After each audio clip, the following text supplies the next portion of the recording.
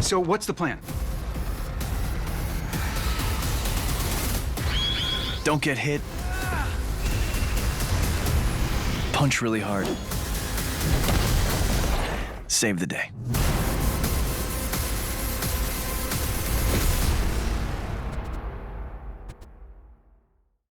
Come on. Wait, where are we going? Me and Jim Krieg came up with 10 movies that would interconnect with each other and work into the final movies to be Crisis on Infinite Earths. Knowing that, we reverse engineered it all the way back to Superman Man of Tomorrow. I'm Clark Kent, Daily Planet. They're all designed to create enough characters and worlds and settings so that when we got to Crisis, all of those things were established. Throughout that, we were seeding little ideas of either Flash being able to move between dimensions or timelines. This is the multiverse theory. You're not making this up, right? Easter eggs within the shows here and there that we would come back to by the time we get to Crisis. It was building towards something, and we were designing the assets to use them again at the end. This stuff was all being built for the big finale. My name is Kal-El of Krypton, and I come in peace. Man of Tomorrow was the concept of a much more classic view from Superman in the comics specifically. Metropolis being a world of tomorrow, back when Superman was created. Man of Tomorrow, it's a Superman origin, and it's very sweet. I'm winning a Pulitzer for my revelatory takedown of the alien who calls himself the Superman. He doesn't call himself that. Tim Sheridan did a great job. His take on Clark Kent worked perfectly with our universe. Well, I mean, I'm not a reporter. Not yet, anyway. But we also knew that there had to be things in there that were going to pay off many movies later. And that's why Martian Manhunter is there. I thought Martians only existed in the movies.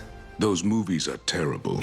And the same with Lobo. It's ass-whooping time. Lobo's a lot of fun, but we're gonna see him again. Hell yeah! Something you say to keep the bounty high. If you're following these movies, you've already seen him again. It's very good for setting up both the stakes and the world that we're sitting in throughout the series.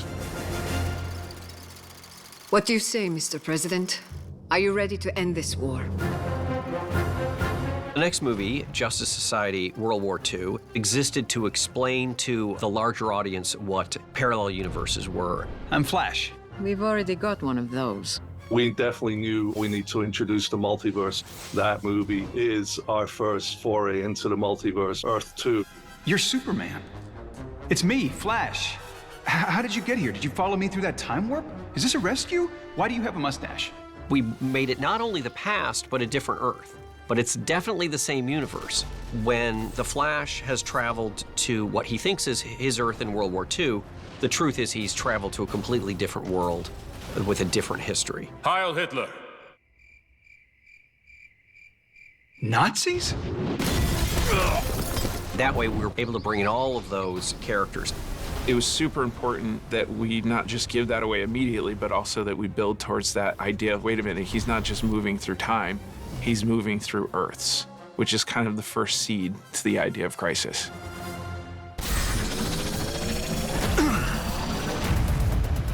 This city is fallen, Alfred. Then we must endeavor to lift it up again. We knew we wanted to do Long Halloween. Trick or treat. And knowing that we had this many movies to play with, that seemed like a good place to be sure that we would be able to do it and make it a two-parter because it's such a long story. It would have been a shame to cut it down to one movie. Tell me this never has to end. But it does fit into the Tomorrowverse, as the fans call it. It fits, doesn't it?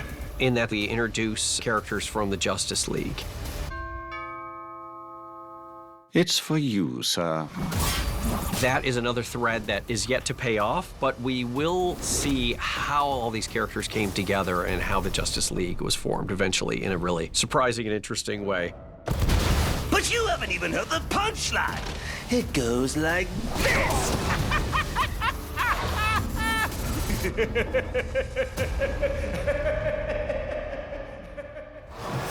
In brightest day, in blackest night, no evil shall escape my sight. Let those who worship evil's might beware my power, Green Lantern's light. We always knew we were doing a Green Lantern film. It was going to be John Stewart, but it was going to fit in with where we needed to go. Green Lantern John Stewart. Stop calling me that. This is the link that we need to continue past Green Lantern towards the rest of the story. Let's go. Green Lantern set up a lot of the idea of war and lots of consequences, just not individual like the first few did. Okay, everyone take a moment and remember our manners. Oh, crap. The Zeta beams are so crucial to getting our characters onto Warworld, which then builds towards Crisis. You think it's just an idea that turned Adam Strange on its head. It was a Zeta beam. They seem attracted to me. I don't know why. But in fact, we will see Adam Strange again, and we will require this Zeta beam technology. Those items that we drop in are important later on. Now Sardath has re-engineered the Zeta beam into a weapon of total destruction. A planet destroyer. In the same way, we had to see Adam Strange in Green Lantern to establish all those characters who we're also going to see again. You're not Superman. I'm Supergirl. Remember the name, 'cause you're... We definitely needed a Supergirl story. Find your cousin and know that I will always love you, Kara. We decided it should be a Legion of Superheroes story. Think of them as the future's Justice League.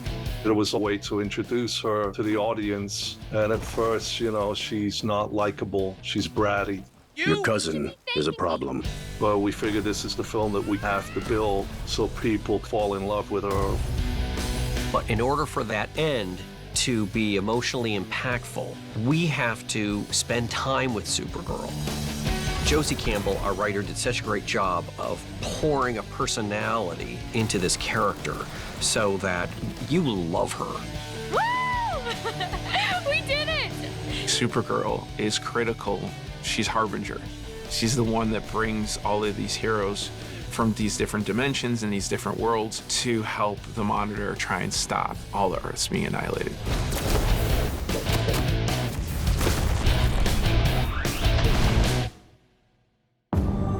Don't get a lot of strangers passing through. Certainly not pretty ones like you. How did you... I don't know, but this feels familiar. Get in. The idea of Warworld was that it was to be a red herring. Anyone acting odd may not be who they say they are, man.